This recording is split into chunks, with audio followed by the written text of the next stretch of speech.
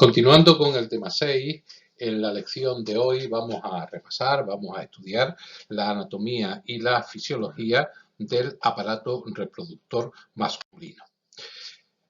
La anatomía del aparato reproductor masculino, bueno, pues todos me imagino que ya sabéis que el hombre son los encargados de producir los gametos masculinos que denominamos espermatozoides. Los órganos, las gónadas productoras de esos gametos, en el caso del varón, de los gametos masculinos, se denominan testículos. Y la transferencia de esos gametos desde el aparato genital masculino al aparato reproductor femenino se va a realizar mediante un órgano copulador específico de la anatomía del sistema reproductor masculino que se denomina pene. Luego, en esta anatomía y fisiología del sistema reproductor masculino, nosotros vamos a marcar especial importancia en describir los gametos masculinos, lo que son los espermatozoides. Vamos a hablar fundamentalmente de las gónadas, de los testículos como productores de esos espermatozoides, y vamos a describir la estructura y la anatomía del pene como órgano copulador. Para organizar el estudio de los órganos genitales masculinos, lo vamos a organizar exactamente igual que cuando estudiemos la anatomía general del sistema reproductor femenino. Es decir, vamos a estudiar los órganos genitales externos, los órganos genitales internos y las glándulas genitales auxiliares. En el caso del varón, los órganos genitales externos, lo que nosotros vemos externamente en el humano, son los testículos, la piel que los recubre, que es el escroto, y el pene.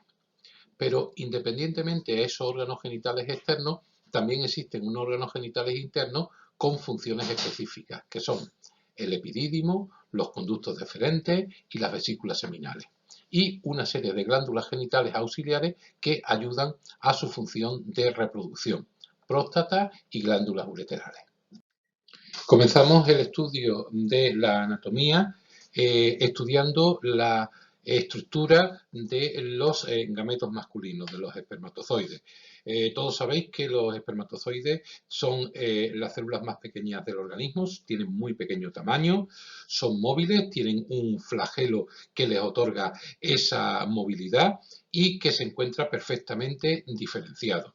A los espermatozoides también los podéis ver en la literatura puesto con el nombre de espermatozoo y tienen la función de ceder toda la dotación genética que proviene del varón después del proceso meiótico al óvulo, activando el óvulo, produciendo la fecundación y a partir de ahí el desarrollo embrionario. Como podéis observar en la figura, los espermatozoides tienen un aspecto compacto, son muy aerodinámicos y están dotados de un potente flagelo y de una movilidad muy importante, dado el gran camino que tienen que recorrer hasta que encuentran al óvulo. Estos espermatozoides, como ya hemos dicho, estos gametos masculinos, se van a almacenar después de su fabricación en el epidídimo y se transfieren al aparato genital femenino durante la eyaculación que se produce en el coito. Una vez que el pene lo deposita en el fondo vaginal lo más profundamente que pueda, pues ellos tienen que viajar gracias a ese flagelo tan importante que tienen hasta cerca del ovario, hasta el tercio externo de la trompa, atravesando todo el útero, y allí es donde se va a producir la fecundación. Estructuralmente, los espermatozoides poseen dos regiones, la cabeza y la cola, y están unidas por un segmento intermediario que se llama el cuello del espermatozoide. Y toda esta estructura está rodeado por una membrana plasmática que es modelo mosaico fluido. En la parte de la cabeza, que es esta parte que estoy señalando en este momento, nos vamos a encontrar fundamentalmente el ADN inactivo más una vesícula que se llama acrosoma, que es una vesícula que contiene enzimas hidrolíticas, enzimas proteolíticas, que son capaces de atravesar la membrana pelúcida del óvulo y producir la fecundación. Luego es en la cabeza del espermatozoide donde se encuentra el material genético que procede del padre, y esta especie de nariz, que es la que va a depositar una serie de sustancias enzimáticas, de sustancias hidrolíticas que le otorgan la capacidad de atravesar la membrana del óvulo. Posteriormente, como hemos dicho, le proviene el cuello, que es la zona que va a unir la cabeza con el flagelo del espermatozoide, que contiene dos centriolos y una gran cantidad de mitocondrias, que son todos estos puntitos amarillos que tenéis puestos aquí. ¿Por qué? Porque esas mitocondrias van a ser las encargadas de producir gran cantidad de energía en forma de ATP para producir el movimiento flagelar. A partir de ahí aparece este flagelo, que es el flagelo del espermatozoide, que va a tener ese movimiento característico en látigo y que tiene una estructura que es similar a la de los flagelos celulares, una estructura que se llama estructura en 9+2. Esa estructura tan característica la describiremos el año que viene cuando hablemos del citoesqueleto celular y cuando hablemos de los cilios y de los flagelos. En resumen, los espermatozoides, los gametos masculinos, poseen una cabeza. Esa cabeza, como hemos dicho, tiene fundamentalmente el ADN y el acrosoma con esas enzimas proteolíticas que hemos visto.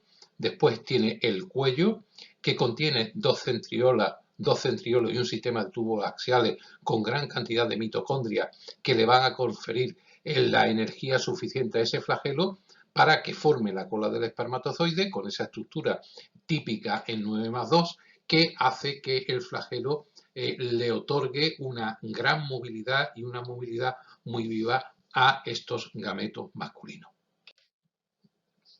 Los gametos masculinos se van a madurar, se van a sintetizar en los testículos.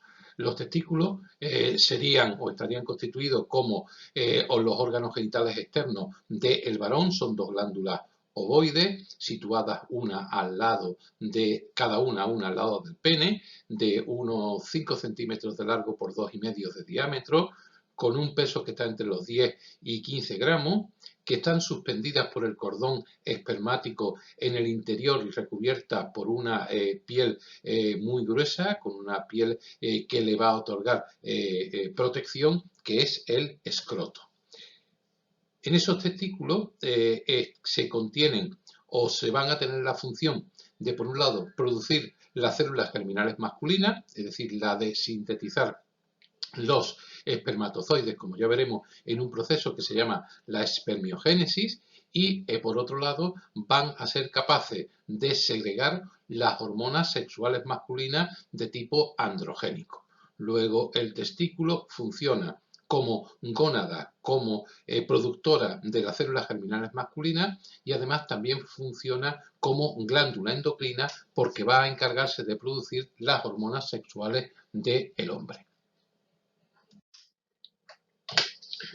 Como hemos dicho, los testículos van a tener una doble función. En el interior de cada testículo, los espermatozoides se van a formar en una estructura que se llaman túbulos seminíferos, que se unen y que conectan directamente con el epidídimo. Aquí lo podemos ver muy bien en este esquema. Este sería el conducto deferente. Esto sería el testículo. Veis que el testículo está recubierto por una serie de membranas que se llama la túnica vaginal, y debajo deja otra túnica interna que se llama albuginia, y esa albuginia deja en su interior unos pequeños conductos que se llaman tubos seminíferos, que dan un aspecto agusanado a ese testículo. Bueno, pues esos tubos seminíferos, en el interior de esos túbulos seminíferos, es donde se va a producir la espermiogénesis, la espermatogénesis, la síntesis, la producción, la fabricación de los espermatozoides. Y esos espermatozoides, una vez que han sido fabricados, se van a verter a esta especie de depósito que se denomina epidídimo. Aparte de esa función, hemos dicho que también los testículos actúan como glándulas endocrinas. ¿Por qué? Porque contienen unas células que se llaman células de Sertoli, que están encargadas de la espermatogénesis, de mantenerla, de animarla, de segregarla, pero existen otras células que se llaman las células de Leydig, que son las que segregan los andrógenos, son las que segregan fundamentalmente la testosterona, que es la hormona sexual masculina responsable de todos los caracteres sexuales secundarios del varón. Los testículos, curiosamente, durante el desarrollo embrionario, se van a desarrollar en el interior de la cavidad abdominal, justo aproximadamente a la misma altura en la cual se desarrollan los ovarios en la mujer. Lo único que ocurre es que al final del embarazo, justo momentos, meses, un mes, unos días, una semana antes del parto, van a descender esos testículos desde el abdomen hasta el escroto, hasta hacerse externo. Si no descienden, van a producir una afectación, que veremos después a continuación, que se llama criptorquidia, y esa criptorquidia hace que los espermatozoides no se puedan sintetizar y pueden producir esterilidad. Estos testículos, como ya hemos dicho, están recubiertos por una piel que es el escroto. Aquí veis lo que sería la piel, lo que sería el escroto, y aquí tendréis el testículo con su cubierta, como hemos dicho, con sus tubos seminíferos y con su epidídimo. Y a partir del epidídimo sale lo que es el conducto deferente. Bueno, pues el escroto va a estar más o menos distendido o más o menos arrugado dependiendo de diferentes factores, ya que van a ser sensibles a situaciones externas que hagan que deban de proteger a los testículos. Por ejemplo, en caso de frío extremo, pues el escroto se va a contraer y va a pegar los testículos al organismo para que se le dé más temperatura. En caso de ejercicio intenso, en el cual la temperatura del cuerpo aumenta, pues van a ser el mecanismo contrario con el objetivo de alejarlo. Inclusive en la misma relación sexual, el escroto juega un papel determinado al alinear los testículos y permitir lo que sería la eyaculación. Aquí en este mismo esquema tenéis esta imagen que es un corte de lo que sea el túbulo seminífero, donde estamos viendo cómo se está produciendo la espermiogénesis en esas células especiales que hemos dicho que se llaman células de Sertoli. Los testículos, como la mayoría de los varones sabemos, son muy sensibles al dolor y muy sensibles a los daños físicos. Otro órgano externo del varón es el pene. El pene es el órgano fundamental para que se pueda producir la cópula y como ya iremos viendo, tiene la salida común tanto para la orina como para el semen. En su estructura tiene la característica de ser un órgano eréctil. ¿Qué significa eso? Pues que el pene va a cambiar de manera considerable su tamaño y su grosor, su longitud y su grosor, dependiendo de la excitación sexual. Ese cambio, tanto en longitud como en grosor, se denomina erección. El tamaño medio de un varón caucasiano en el ambiente europeo cuando está en erección está en torno a los 15 centímetros de longitud y unos 3 centímetros de diámetro. Esas medidas son muchísimo menores en caso de reposo, en el caso de que no exista esa excitación sexual que produce la erección. Este cambio de tamaño, esta característica del pene, se consigue gracias a que en su constitución anatómica nos vamos a encontrar que está constituido por un tejido eréctil que es capaz de llenarse de sangre, y ese aumento de sangre hace que aumente su consistencia, su dureza, su tamaño y su diámetro. Para estudiar la estructura del pene lo vamos a dividir en dos partes, lo que sería la estructura del cuerpo del pene y la estructura de la raíz. El cuerpo del pene es la parte pendular, es la parte libre del pene, que está cubierto por una piel muy fina de color oscura y una piel muy poco adherida. En el interior, la parte de la piel sería esta parte externa que estamos viendo en esta imagen, y ahora cuando vamos al interior vemos que está compuesto por 3 cuerpos cilíndricos de tejido eréctil, de tejido cavernoso. Ese tejido eréctil está encerrado por una cápsula fibrosa y, como vemos en la imagen, forma 2 cuerpos en la parte superior del pene que se llaman cuerpos cavernosos y un cuerpo en la parte inferior, en la base del pene, que contiene a la uretra, que se llama cuerpo esponjoso. Luego, estructuralmente, el pene está compuesto por 3 cuerpos cilíndricos de tejido eréctil, 2 cuerpos cavernosos situados en la parte superior, a ambos lados del pene, y otro cuerpo que es el cuerpo esponjoso que está en la base del pene y que contiene a la uretra. Ahí tenemos delimitado lo que sería el cuerpo cavernoso en la parte lateral del pene, uno de los cuerpos cavernosos, el otro no está dibujado, y en la base del pene pues tenemos el cuerpo esponjoso. Los cuerpos cavernosos están fusionados en la parte superior. Lo veis perfectamente en esta imagen, como en la parte superior está fusionado el uno con el otro en el plano medio.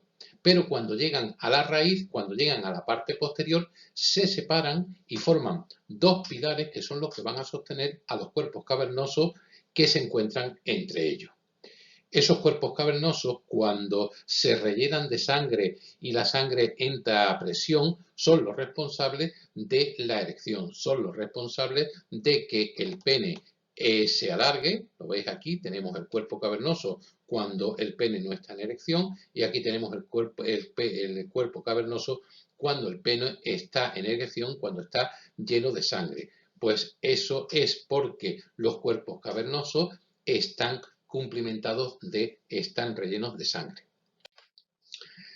La raíz del pene es la parte interior por la cual esos cuerpos cavernosos se van a sujetar al organismo. Son 2 pilares que son la parte posterior de cada uno de los cuerpos cavernosos que se van a insertar al lado del arco púbico. En el lado contrario, esos cuerpos cavernosos van a formar una estructura que se llama glande.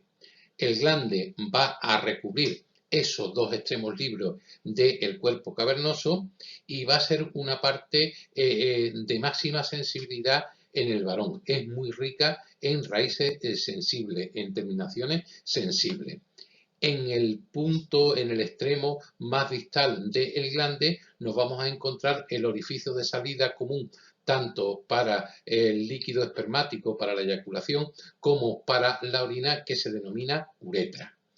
Y la uretra, el glande, se encuentra recubierto por una doble capa de piel que se denomina prepucio y que lo cubre en una extensión variable. Es una especie de cubierta, una piel y una fascia que le van a dotar al glande de protección tanto por la extrema sensibilidad que tiene como de lesiones externas que le pueden sobrevenir. Esa estructura, esa piel, esas fascias que se prolongan como una doble capa de piel por encima del glande recibe el nombre de prepucio. Y tanto la parte anterior como la parte posterior es lo que constituye la raíz del pene. Hemos dicho que cuando íbamos a describir la anatomía del varón, pues teníamos genitales externos y genitales internos.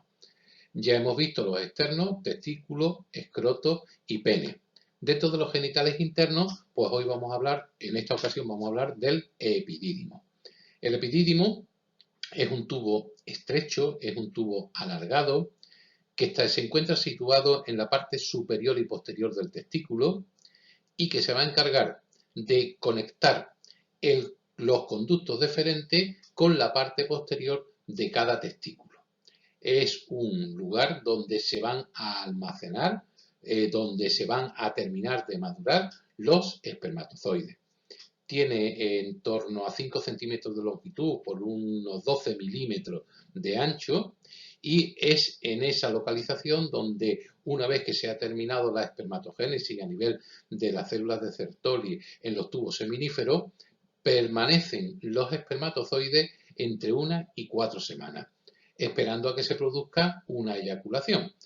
también es un lugar de destrucción de espermatozoides, es decir, que cuando los espermatozoides tienen defecto o han pasado su caducidad, su tiempo de producción y no son expulsados en la eyaculación, pues es en el mismo epidídimo donde se van a destruir. Por lo tanto, el epidídimo es un lugar que está situado en la parte, es una estructura, perdón, que se encuentra situada en la parte superior y posterior del testículo, que sirve como lugar de maduración y como lugar de almacenamiento de los espermatozoides. Ese epidídimo va a contactar directamente con unos conductos que se llaman conductos deferentes. Los conductos deferentes lo tenéis señalado en la imagen. Aquí abajo tenemos el testículo, como hemos visto. Esto sería el escroto y esto sería el epidídimo que acabamos de describir. Bueno, pues todo este conducto sería el conducto deferente. Son la vía de salida de los espermatozoides que se han sintetizado en los testículos. Pueden llegar a tener hasta 30 centímetros de longitud. Son dos conductos deferentes, uno por cada testículo, y están formados por un epitelio que está rodeado de un músculo liso que tiene su importancia a la hora de la fecundación. Fundamentalmente el conducto deferente lo que hace es conectar el epidídimo, por lo tanto el sitio donde se almacenan los espermatozoides, con los conductos eyaculatorios. Y en el recorrido se le van añadiendo a esos espermatozoides pues una serie de secreciones que van haciendo las glándulas accesorias del aparato genital masculino. Durante la eyaculación, los túbulos lisos que van a formar las paredes de los conductos deferentes se van a contraer y envían el semen a los conductos eyaculatorios, que luego la uretra y que los expulsa con una determinada velocidad hacia el exterior. Luego también constituyen parte de los genitales internos, aparte del epidídimo, los conductos deferentes. Y a ese conducto deferente pues se le van a verter una serie de secreciones glandulares.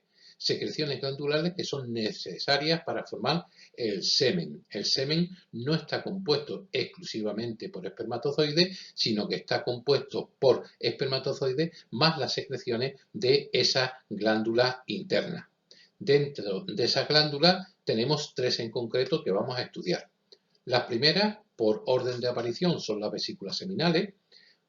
Están situadas, como veis en la imagen, detrás de la vejiga y van a secretar al conducto deferente un líquido alcalino, viscoso, encargado de neutralizar el ambiente ácido de la uretra. Y está situado, como ya he dicho, entre la vejiga de la orina y el recto, inmediatamente por encima de la base de la próstata, con la que está unida en su extremo inferior.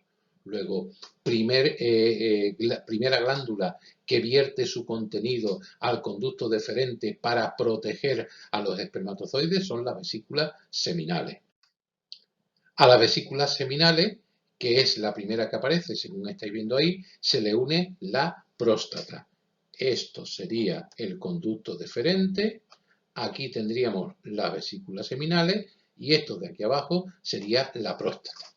La próstata es un órgano glandular que tiene forma de castaña, que está localizada, como veis, enfrente del recto, si esto es el recto, ¿vale? Si esta es la vejiga de la orina, este es el pene, pues tenemos que entre el recto y la vejiga de la orina están las vesículas seminales y más por debajo está localizada la próstata. La próstata va a segregar gran parte del líquido seminal que se va a encargar de proteger y de nutrir a los espermatozoides, vertiendo su contenido al semen y al conducto deferente. Va a ser un líquido prostático, una secreción prostática muy rica en fructosa, porque las mitocondrias necesitan glucosa para que mediante la respiración pues producir gran cantidad de energía para los flagelos bacterianos. Por debajo de la próstata pues nos vamos a encontrar las glándulas bulboureterales o también llamadas glándulas de Cooper. Las glándulas de Cooper son dos glándulas que se encuentran bajo la próstata y la función es secretar, igual que las vesículas seminales, un líquido alcalino. Tener en cuenta que la uretra y todo el contenido y todo el trayecto de los conductos eyaculatorios, al ir también con la orina, y hemos dicho que la orina tiene un pH ácido, pues va a secretar un líquido que neutraliza la acidez de la uretra y también la lubrica para que puedan salir los espermatozoides, para que pueda salir el semen con más facilidad. Esta secreción de las glándulas de Cooper, de las glándulas bulbouretrales, tiene el inconveniente de que en ocasiones pueden arrastrar espermatozoides sin que el varón sienta la eyaculación. Esto es el motivo fundamental, el motivo fisiológico y anatómico por lo que la práctica de retirar el pene antes de que se produzca la eyaculación, lo que se llama el coitus interruptus o el coito interrumpido o marcha atrás, no es un método anticonceptivo efectivo ni aconsejable, tanto por las secuelas que otorga o le produce a la mujer, como en la posibilidad de que se produzca embarazo, porque, como dicen algunos sexólogos, generalmente antes de llover chispea. Y ese chispeo no es otra cosa que las secreciones de las glándulas de Cooper, que pueden arrastrar también espermatozoides. ¿Y cuál es la fisiología del aparato reproductor masculino? ¿Cuál es la función fundamental de este aparato? Bueno, pues ya sabéis que los testículos van a producir los gametos masculinos y además van a ser responsables de la función hormonal. Por tanto, la fisiología fundamental del aparato reproductor masculino es la producción de estos gametos. Los testículos empiezan a producir estos espermatozoides en la adolescencia. Y lo mismo ocurre con las hormonas sexuales masculinas, que son las responsables, como ya hemos dicho, de todos los caracteres sexuales secundarios. Además de sintetizar, de producir los que son los espermatozoides, los gametos masculinos, el aparato reproductor masculino tiene que depositar esos espermatozoides lo más cerca posible del sitio de la fecundación. Para eso tiene que realizar la relación sexual, la cópula, y para facilitar o para que se pueda producir esa cópula, el pene tiene que entrar en erección. Como ya sabéis, la erección interviene en una serie de estímulos en el sistema nervioso, tanto estímulos visuales, táctiles, aditivos y olfatorios, que van a llevar a la erección. La erección no es más que el aumento de flujo sanguíneo a los cuerpos cavernosos y a los cuerpos esponjosos. En esta fotografía térmica veis que cuando el pene no está en erección hay poco flujo sanguíneo. En cambio, cuando la erección empieza o cuando la erección está en funcionamiento, veis que cambia totalmente el color, porque lo que está ocurriendo es que tanto los cuerpos cavernosos como los esponjosos se están llenando de sangre, y esa sangre pues aumenta la temperatura del pene, además de aumentar su longitud, además de aumentar su grosor, además de aumentar su consistencia. Y esto facilita de que cuando el varón llega al punto, al culmen, que se llama eyaculación, se emite el semen. La emisión del semen en la eyaculación no es una emisión continua, sino que es una emisión espasmódica, gracias a los movimientos de la musculatura lisa que hemos visto que se producen en todo el conducto deferente, y en las primeras contracciones es cuando se produce, se emite la mayor parte del semen, y que son los que producen el orgasmo en el varón. ¿Cuáles son las principales afecciones, las principales patologías que pueden afectar al aparato reproductor masculino? Bueno, pues la más frecuente, sin lugar a dudas, es la fimosis. La fimosis no es otra cosa que la estenosis del orificio prepucial, de esa piel que hemos dicho que recubre al glande, lo cual impide la retracción completa del prepucio para dejarlo descubierto, en reposo o en erección, y dificulta mucho la relación sexual. Bueno, pues ahí tenéis la imagen de lo que sería un pene normal, y aquí tenéis los diferentes tipos de fimosis que puede aparecer. El tratamiento siempre es quirúrgico, es la circuncisión, y lo que hay que hacer es recortar esa piel que sobra y dejar el glande al aire.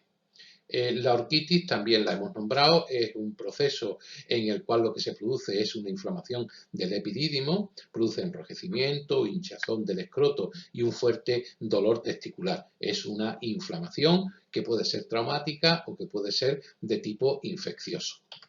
Y otra patología muy frecuente, sobre todo en niños, es la hipospadias. Es una enfermedad congénita que se manifiesta al nacer y lo que hace es que la uretra, el meato urinario por donde se orina, el extremo, en vez de abrirse en la punta del pene, se va a abrir un poquito más abajo de la punta del pene, en la parte basal, inclusive en la misma parte del pene o inclusive en el escroto.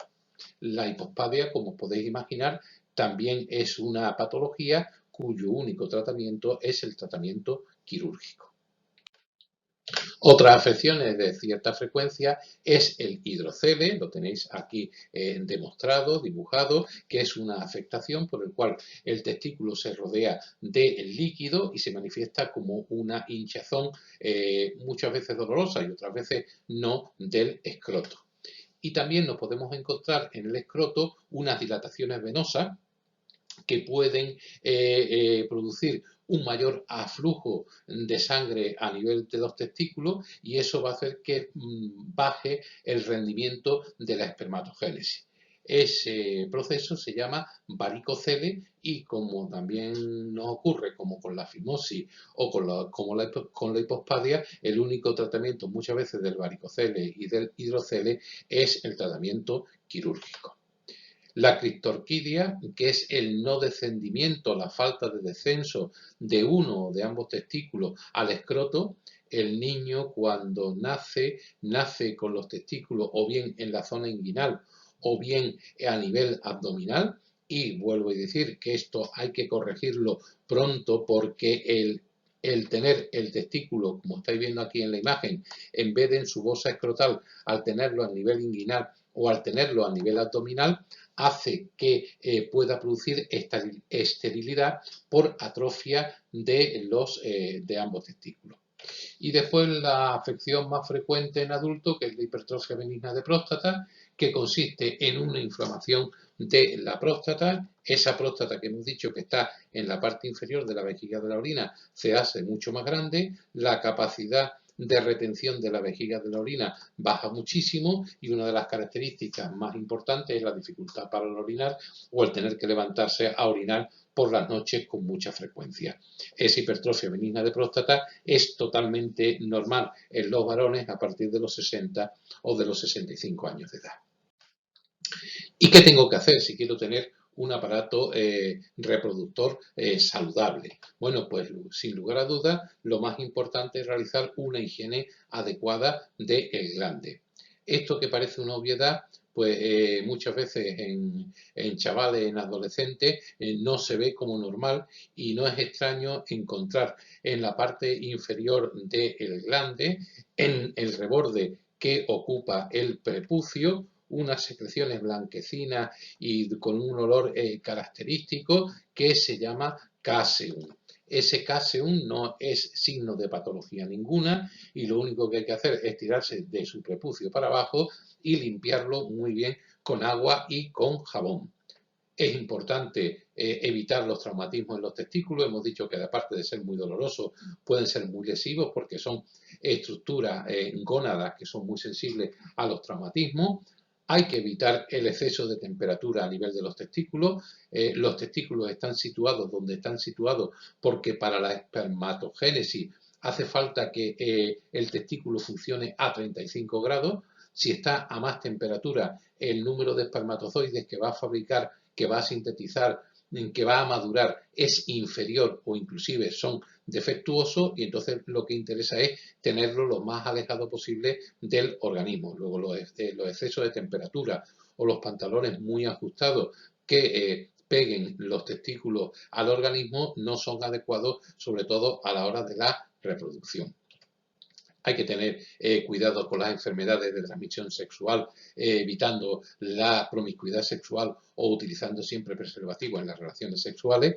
Y como siempre, en caso de que haya alguna modificación, anormalidad genital, habría que consultarlo o con el médico de atención primaria o con el urólogo o con vuestros padres para que le pongan solución a ese tema.